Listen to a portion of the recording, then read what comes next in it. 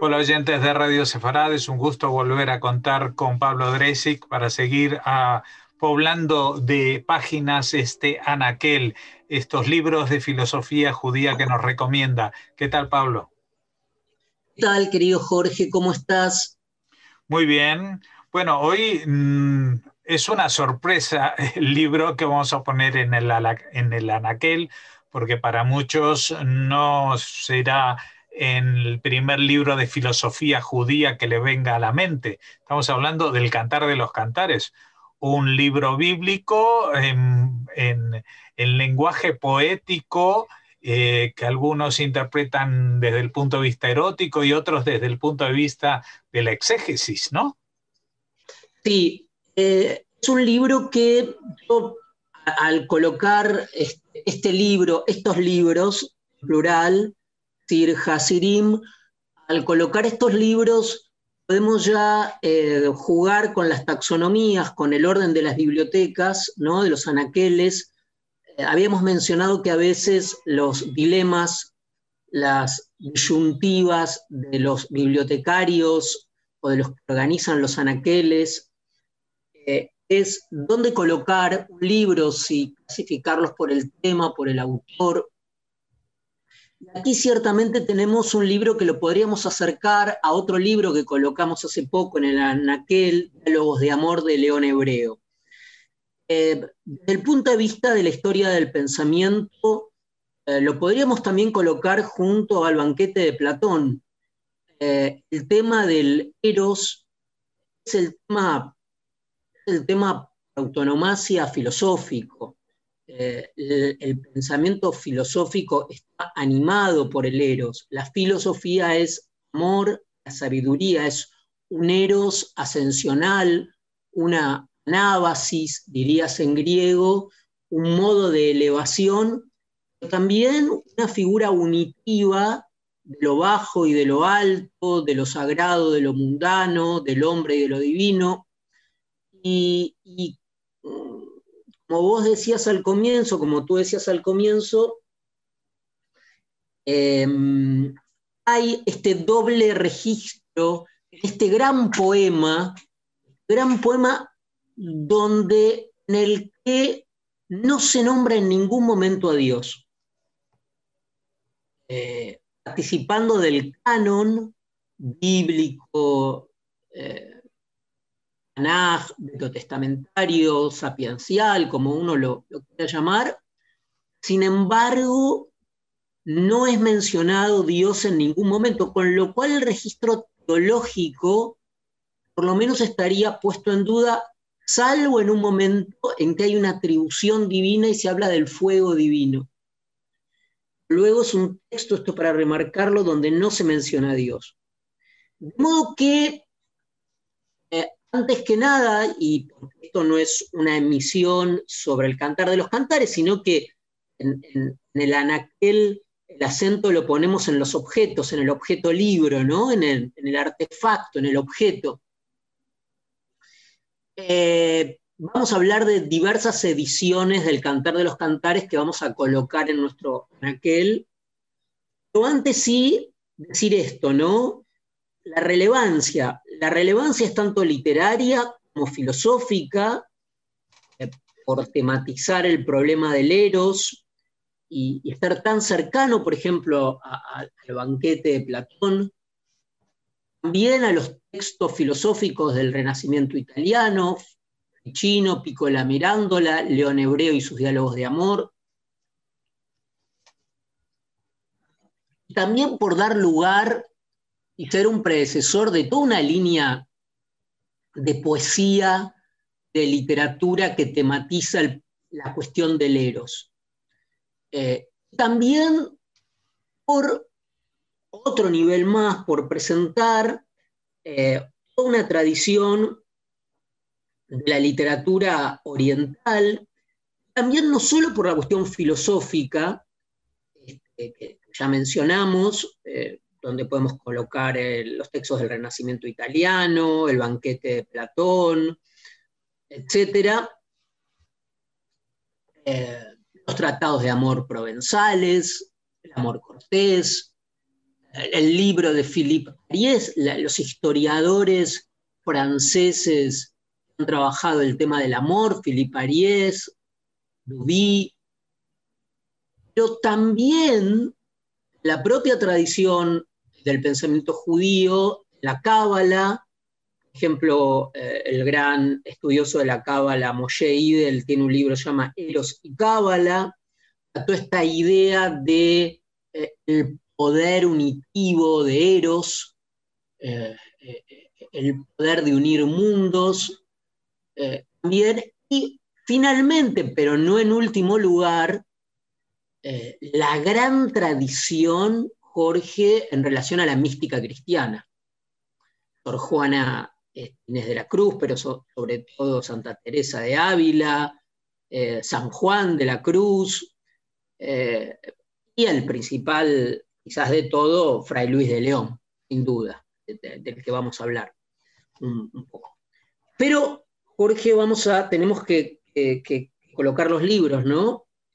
Entonces, digo en plural porque voy a presentar varias versiones para colocar en nuestro anaquel y que los oyentes, puede servir para los oyentes para que tengan una perspectiva más amplia de completar sus propios anaqueles con ejemplares del Cantar de los Cantares. Voy a comenzar por uno, Jorge. Vamos a hacer una secuencia, pero una secuencia que no tiene un orden ascendente ni descendente, digamos. No va de mejores ediciones a peores ediciones, o de peores ediciones a más ejemplares o excelsas. Voy a comenzar por una que es la que inmediatamente tengo acá en la pila, en mi propio anaquel, en mi casa. Es una versión del Cantar de los Cantares Tito Mushnik, en España. Es una edición, yo supongo que no sé si estará agotada, discontinuada, una edición que tiene sus años, porque en mi opinión es valiosísima. Voy a explicar por qué esta versión es valiosa. Primero, es una preciosa edición como libro, ¿no? Como objeto. Una edición de Mushnik cuidadísima, tanto por el contenido como por la forma. Es un libro muy pequeñito, con una tapa que puede confundir. Es una foto erótica, muy explícita, muy bella por otra parte, en blanco y negro. Y esta versión, que es casi de bolsillo, sigue la versión de 1569 llamada la versión del oso de la Biblia, ¿no? Y cuyo autor fue, seguramente muchos de los oyentes lo hayan oído hablar, Casiodoro de Reina, un jerónimo sevillano de la Cartuja de San Isidro del Campo, que huyó de la Inquisición, ¿no? Se refugió en los países de la Reforma, en Ginebra, Londres, Frankfurt y Estrasburgo.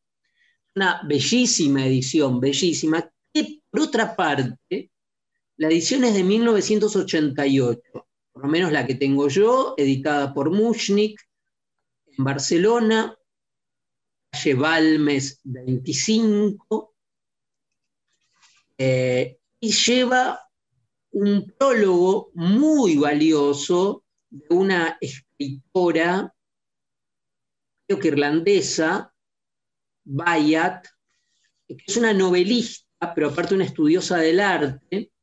Tiene un muy hermoso prólogo donde incluso cita a Paul Celan. Así que muy, muy recomendada esta edición de la Biblia del Oso, editada por Mushnik, en una edición casi de bolsillo, muy pequeña, son 28 páginas, muy buena la introducción, muy interesante la versión, muy recomendada entonces esta versión. Pasamos a la segunda, Jorge. La segunda es una versión que comparte con la de Mushnik lo bello del libro, lo bello de la edición, ¿no? Del objeto.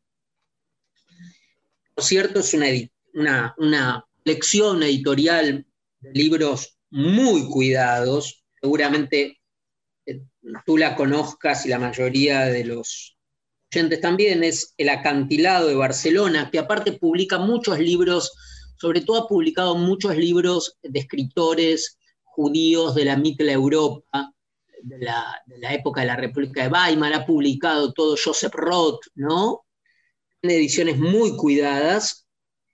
Y este caso es muy curioso porque es un libro, el libro se llama El Cantar de los Cantares, entonces editorial del Acantilado, y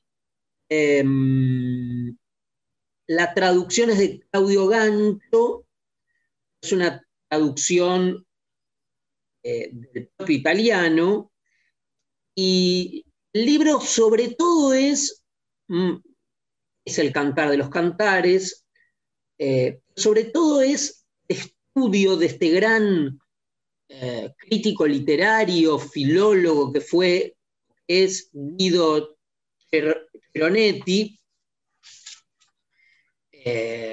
Nació en Turín en 1927, Guido Ceronetti, y aparte ha traducido al italiano el libro de Job, el libro de los Salmos, y ha dedicado estudios sobre todo a la mística judía, la mística árabe. El estudio de Ceronetti es muy, muy refinado. Sobre todo en este estudio lo que es muy interesante son algunos apuntes sobre algunas palabras hebreas, su significado y sus significados ambiguos, duales. Es esclarecedor y poético.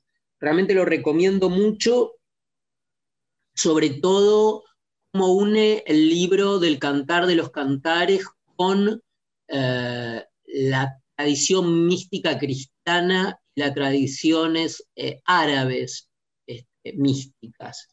Es un texto bellísimo, sobre todo explota muy bien las figuras eróticas, trabajándolas a partir de los vocablos hebreos y haciendo un seguimiento de las figuras del vacío, de la cópula.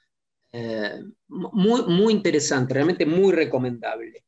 El libro de Guido Ceronetti, El Cantar de los Cantares, editado por Acantilado, tanto por el trabajo filológico, por la audacia de las tesis, ¿no?, que presenta el libro. Quiero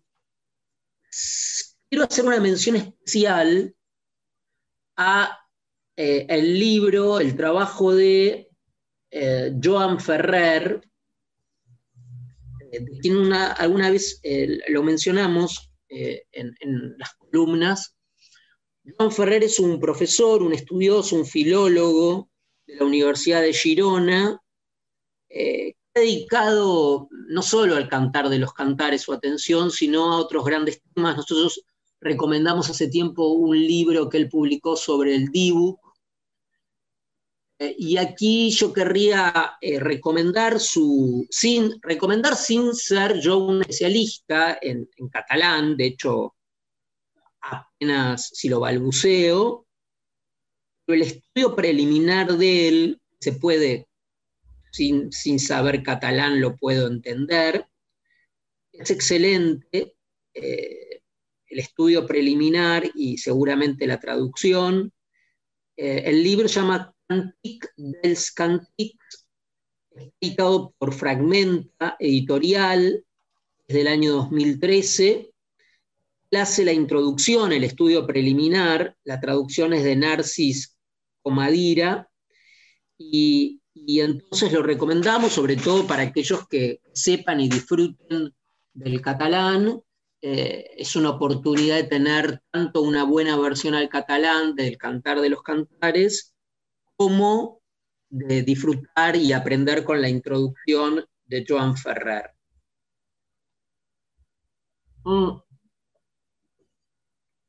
Ya colocamos, creo, 3 ejemplares, ¿no? Sí. Y ahora, en cuarto lugar, un libro para mí extraordinario, sobre todo porque es un libro que avanza con tesis muy audaces, un libro que no solo presenta una gran traducción, sino que presenta una tesis sobre el Cantar de los Cantares a nivel de las discusiones que hoy se dan en el mundo académico, el mundo de los papers, de las discusiones académicas sobre este libro. Es el libro de Pablo Andiñach, El Cantar de los Cantares, se llama El fuego y la ternura, no solo editado por Lumen, editorial Lumen, la edición es de Buenos Aires, editorial Lumen, República Argentina, y es del año 1997. El libro es fantástico porque el libro avanza sobre la autoría femenina del Cantar de los Cantares, un tema que puede sorprender, pero que hoy está, sobre todo a partir del trabajo de Pablo Andiñach. Pablo Andiñach es un importante profesor de teología argentino, profesor de hebreo y Antiguo Testamento en la Facultad de Teología del ICEDET, es el instituto protestante, académico de estudios protestantes de la Argentina. Estudió en la Universidad Hebrea de Jerusalén, en Denver University en Estados Unidos, y publicó también un muy importante comentario a Zacarías.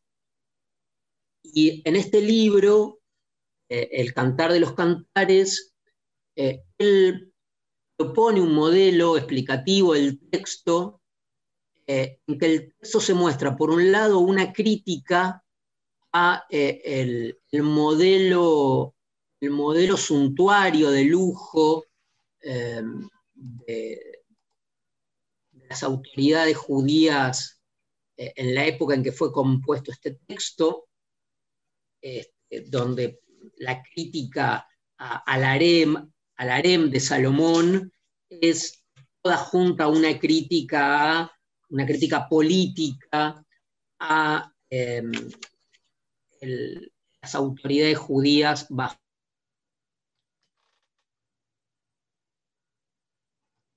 de costumbres farsis o persas, suntuarias, sobre todo en el periodo de Salomón. Y la tesis del libro entonces es que por un lado es que la autoría es femenina, esto tiene que ver con un análisis de las figuras que plantea el texto, que en general es una exaltación de la belleza masculina en gran medida, y por otra parte que el libro abre del Cantar de los Cantares, habla y cierra con la palabra de ella. Todo el libro está sincopado, está organizado por un diálogo, un dueto entre él y ella, ¿no? Entre el pastor y la sulamita. Pero donde la voz de ella tiene preeminencia, es la que cierra y abre el texto, y bueno, y otros apuntes a los que inclinaría la tesis de Pablo Andiñach, que es una autora del libro, ¿no? Que en su mayor parte, porque también como muchos textos bíblicos es una recopilación a veces de periodos diversos, ¿no? en tiempo, temporalmente, porque sobre todo aquí se encuentra la voz de una mujer. Así que recomiendo mucho el libro de Andiñach, editado por Lumen.